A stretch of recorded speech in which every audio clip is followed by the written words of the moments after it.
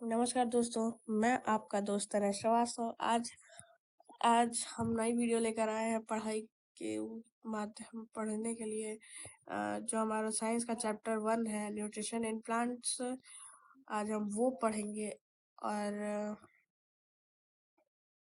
और इसे like share subscribe जरूर करिएगा और बेल आइकन पर जरूर प्रेस करिएगा नए लेटेस्ट अपडेट के लिए।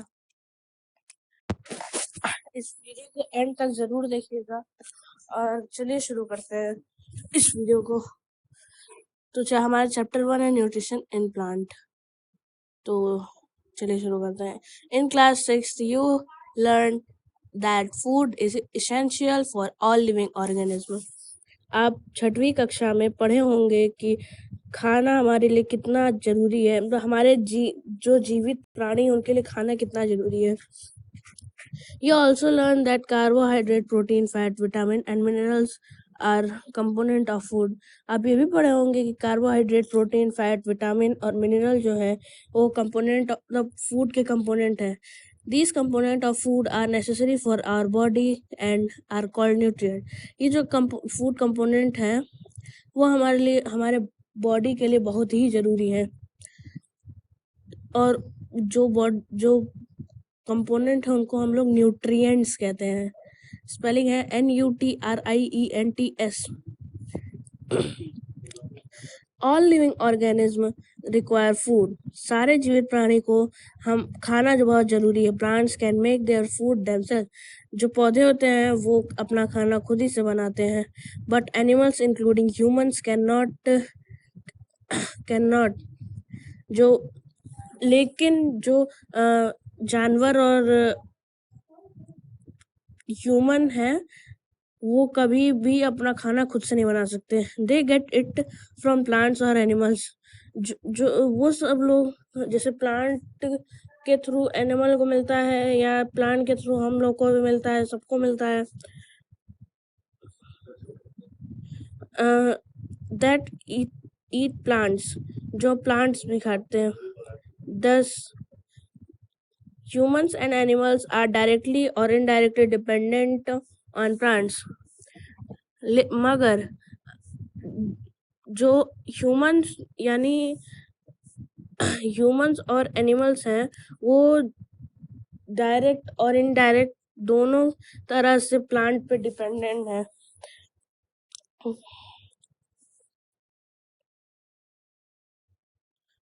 उसके बाद चलिए 1.1 mode of nutrition in plant. Plants are the only organism that can prepare food for themselves by using water, carbon dioxide and minerals.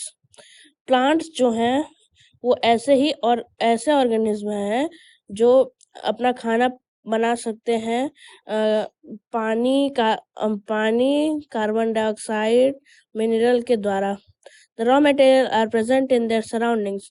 जो रॉ मटेरियल होते हैं जैसे ये सब मैंने नाम लिया, वाटर, कार्बन डाइऑक्साइड, मिनरल्स, अभी तो सनलाइट, वो सनलाइट वगैरह सब जो है उनके सराउंडिंग में ही मतलब उनके आसपास ही प्रेजेंट रहते हैं। The nutrients enable living organisms to build their bodies, to grow, to repair damaged part of their bodies and provide the energy to carry out life process. जो न्यूट्रिएंट है वो जो न्यूट्रिएंट्स हैं वो हमारे बॉडी को बनाते हैं, मतलब बिल्ड करते हैं टू ग्रो, टू रिपेयर, बड़े होने के लिए, और जहाँ चोट लगे तो वहाँ मतलब उस डैमेज पार्ट को सही करने के लिए।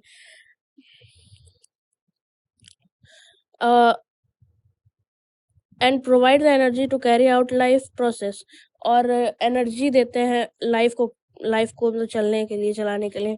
Nutrition is the mode of taking food by an organism and its utilisation by the body.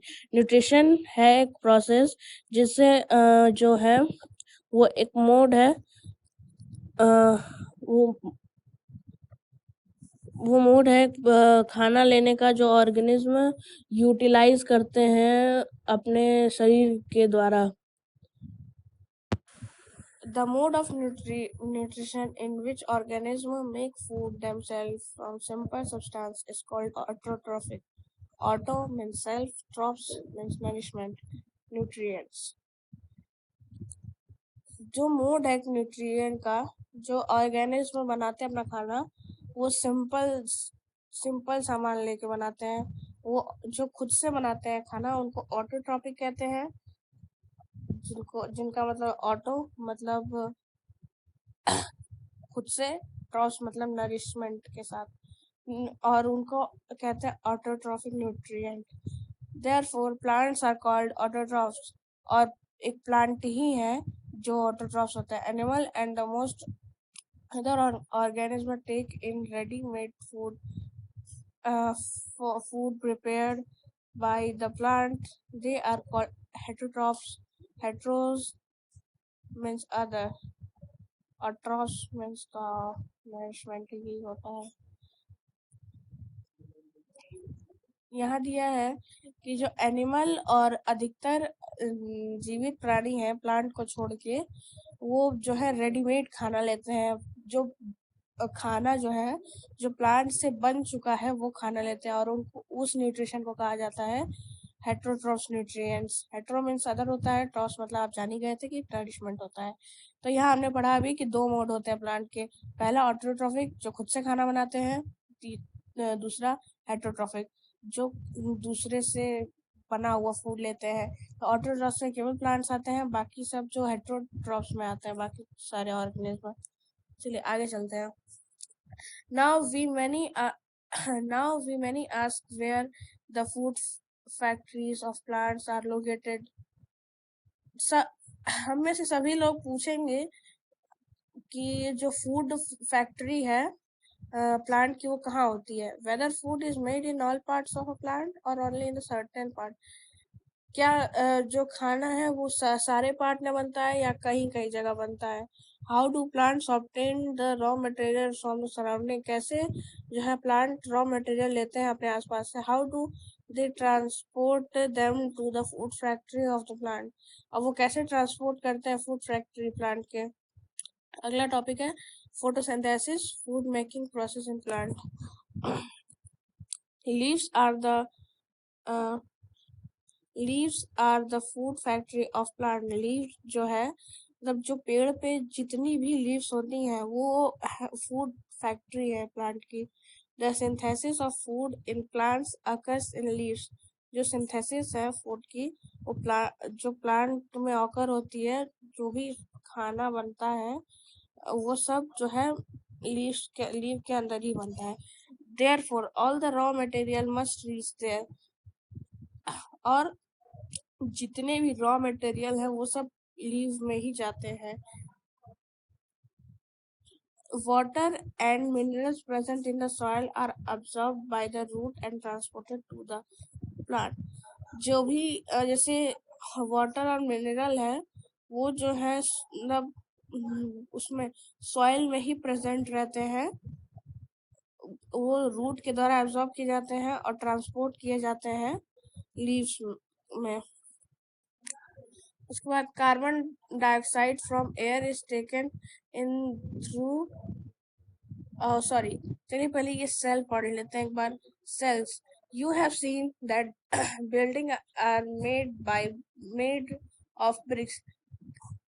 आप देखे होंगे कि जो बिल्डिंग होती है वो ईंटों के द्वारा बनी रहती है। उसी तरह similarly the bodies of living organism are made by tiny units called cell. उसी तरह जो है हमारी बॉडी जो है लिविंग ऑर्गेनिज्म, वो एक बहुत छोटी यूनिट के द्वारा बनी हुई है। उसको भी हम लोग एक बॉडी बिल्डिंग ही कह सकते हैं कि जैसे जैसे बिल्डिंग जो है ह्यूमंस हैं और ब्रिक्स जो है वो यूनिट्स है, और उस यूनिट को कहा जाता है cell. Cell can be seen only under the microscope. वो जो है हम लोग नेकेड आई से नहीं देख सकते, वो माइक्रोस्कोप के द्वारा ही देखा जा सकता है। Some organism are made of only one cell. कुछ ऐसे जीवित प्राणी हैं जो एक ही सेल के द्वारा बने। हम लोग तो ट्रिलियंस, बहुत ही सारे ट्रिलियंस सेल के द्वारा बने हैं। जो some organism are made by only one cell, मतलब एक ही सेल से बने हैं कुछ ऑर्गेनिज्म, जीवित प्राणी। The cell is enclosed by a thin outer boundary.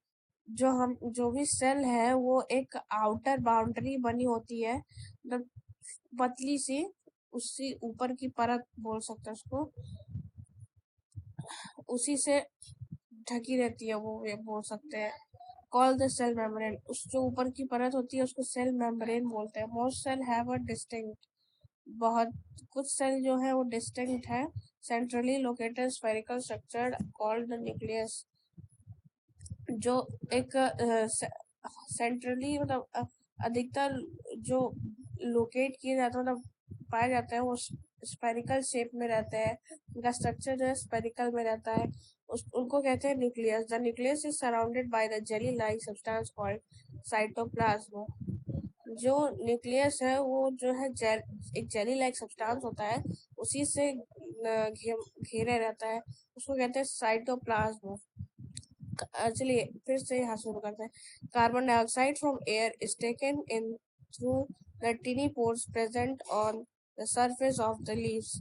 जो कार्बन डाइऑक्साइड है वो जो हवा में जो कार्बन डाइऑक्साइड है वो जो प्लांट लीव्स में जो एक टिनी पोर होता है, बोल सकते हैं दरवाजा, जिसे हम दरवाजा ही बोल सकते हैं, उसी के द्वारा जो है उस जो सरफेस पे आ जाता है लीव्स के। और these pores are surrounded by the guard cell।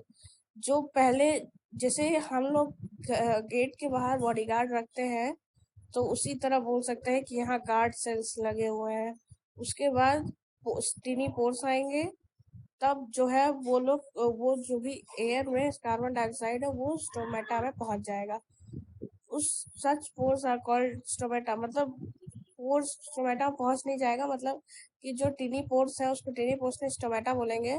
तो पहले गार्ड सेल्स में आएगा कार्बन डाइऑक्साइड, फिर स्टोमेटा में जाएगा, फिर उसके थ्रू लीव्स के अंदर चला जाएगा। आगे बढ़ते हैं। Water and minerals are transported to the leaves by the vessels which run like pipe throughout the root, the stem, the branch and the leaves। जो वाटर और मिनरल है वो अधिकतर ट्रांसपोर्ट होते हैं लीव्स के जो वेसल, मतलब जैसे हम लोग में ब्लड वेसल्स होते हैं उसी तरह प्लांट में वेसल्स होते हैं, जो वो जो पाइप की तरह होते हैं, जो प्लांट के बीच स्टेम में होते हैं, वो रूट से जो है ब्रांच में जाते हैं, स्टेम में जाते हैं, लीव्स में भी जाते हैं। वही पाइप लाइक स्ट्रक्चर जो है वो हर जगह जाता है। They form a continuous path और पैसेज, वो जो है लगातार चलने वाला पाथ है, या आप बोल सकते हैं पैसेज है।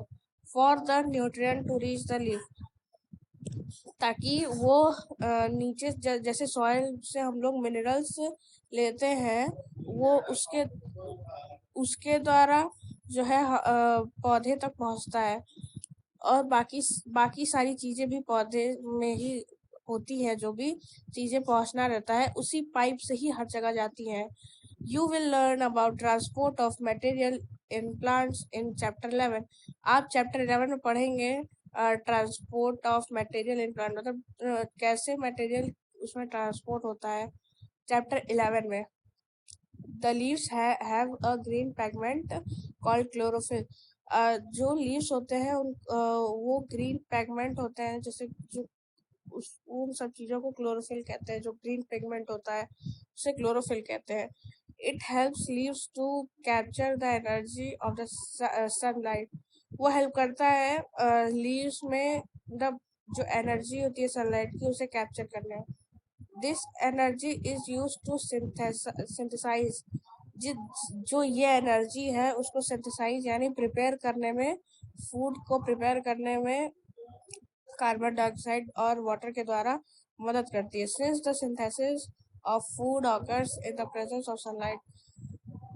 हालांकि जो सिंथेसिस जो प्रिपरेशन है खाना बनने का जो प्लांट में, वो अधिकतर अधिकतर क्या हमेशा सनलाइट यानी सूरज की रोशनी से ही वो होता है, बनता है खाना, इट इज कॉल्ड फोटोसिंथेसिस। उस प्रोसेस को फोटोसिंथेसिस कहते हैं। Photo means light, synthesis means combine. और जो so we find that chlorophyll, sunlight, carbon dioxide and water are necessary to carry out the process of photosynthesis. तो हमने ये देखा कि chlorophyll, sunlight, carbon dioxide, water बहुत ही जरूरी है इस प्रोसेस, जो फोटोसिंथेसिस की प्रोसेस है उसको करने के लिए। Carbon dioxide and water are necessary to carry out the process of photosynthesis. Sorry, it is the unique process on the earth. ये जो फोटोसिंथेसिस की प्रोसेस है सबसे सबसे यूनिक है पूरे धरती पे। The solar energy is captured by the leaves. जो सोलर एनर्जी है वो कैप्चर होती है लीव्स से और वो स्टोर हो जाती है प्लांट के अंदर खाना के द्वारा। The sun is the ultimate source of energy for all living organisms. तो सन जो है वो एक बहुत ऐसा सोर्स है एनर्जी का जो लिविंग ऑर्गेनिज्म का होता है। जैसे जो भी लिविंग ऑर्गेनिज्म होते हैं, जितने भी जीवित प्राणी हैं, यही एकमात्र सोर्स है एनर्जी का, फूड बना हुआ। Can you imagine life on earth in the absence of photosynthesis? क्या आप इमेजिन कर सकते हैं जिंदगी बिना फोटोसिंथेसिस, बिना इन सारी चीजों की, खाने की कैसे हो सकती है? In the absence of photosynthesis there would not be any food. Photosynthesis के बिना कोई खाना नहीं होगा।